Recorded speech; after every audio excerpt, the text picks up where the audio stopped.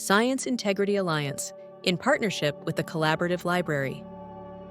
Mirror video summaries featuring The Pandemic's Risky Bet, Publishing Science Before It Was Checked.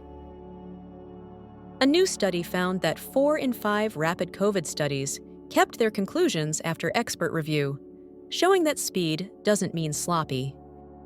What was it like at the start of the pandemic? In the early months of 2020, fear hung in the air as much as the virus itself. No one knew what was safe. Was it in the air? Would a vaccine ever be possible? Advice shifted daily. One day, masks were discouraged. The next, they were essential. Hospitals braced for an unknown enemy, unsure what awaited inside their doors. Where was all this new information coming from? Behind those shifting headlines were scientists working nonstop, trying to understand a virus spreading faster than the world could keep up. Normally, research sits for months, sometimes years, while other scientists check it for mistakes, a process called peer review. But during COVID, there was no time to wait. As the crisis grew, scientists didn't wait for the long review process. They shared their results right away on preprint servers. In life sciences, the most widely used preprint servers are bioRxiv, for biology, and medRxiv, for medical research. Each lets researchers share their findings instantly so others can read, reuse, or build upon them before formal publication. The papers shared there are called preprints, rough drafts released before expert review. Think of it like releasing the rough cut instead of the final film. These preprints shaped government policies, hospital protocols, and the everyday choices of millions. That raised a critical question. If the world was making life or death decisions based on preprints, how reliable were they? What did this study look at? To find out, scientists from the University of Liverpool and the Alan Turing Institute looked at almost 15,000 early research papers, preprints, posted online in the first months of COVID-19. They picked 184 of them that were later published in scientific journals after formal peer review. Then, they compared the two versions, the early preprint and the final published paper. Using computer software, they tracked how the wording changed in the abstract, the brief summary found at the start of research papers. They also brought in expert reviewers to judge whether those changes affected the scientific meaning. With these results, they asked 3 simple questions. Did science itself change? Were new figures, tables, or data added? Did the story change? Did the main message stay the same or shift?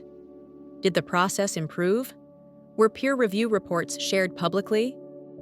Now let's see what they found. Could these rushed preprints really be trusted? Many feared that rapid research would collapse under scrutiny, but the results were reassuring. Most of the studies kept their main take-home message the same. About 8 in 10 COVID papers, and more than 9 in 10 non-COVID papers. And when it came to the actual figures and tables, roughly 75% barely changed at all. In summary, the preprints that shaped policy and public debate weren't wild guesses. They were early drafts of science that mostly stood firm. While the data stayed the same, the story around it sometimes changed. Abstracts, the short summaries that most people read, were less stable. 17% of COVID abstracts changed their main conclusions before publication. 7% of non-COVID abstracts did the same. In one rare case, a published abstract directly contradicted its preprint. Most of these shifts weren't about overturning results. They were about nuance. Published versions often included stronger statistics or larger samples. Authors sometimes reframed findings more cautiously.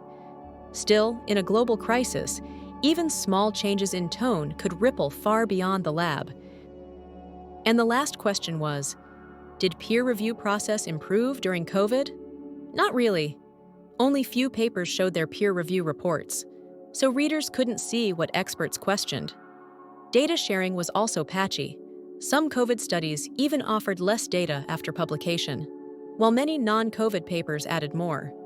During COVID, science was moving at emergency speed, but the usual checks and balances weren't always visible. So, can we trust preprints? The answer is mixed. Most preprints held up. 8 in 10 stayed the same, but some cracked under pressure, blurring the message and trust. Where does this study fall short? It only tracked preprints that were later published, the strongest ones. It captured just the first frantic months of 2020. It was a snapshot of science under pressure, not the whole story. What do these findings mean for the future of science? The pandemic turned preprints from a niche idea into a core part of science, and they're here to stay. But speed needs checks, open reviews, shared data, and a clear record of how studies change over time. Done right, preprints can make science not just faster, but more trustworthy. They show science as it happens, messy, evolving, and self-correcting. During COVID, we all watched that process unfold. Science bent under pressure, but didn't break, and next time, we'll be ready to read it with sharper eyes. This concludes our overview of the paper.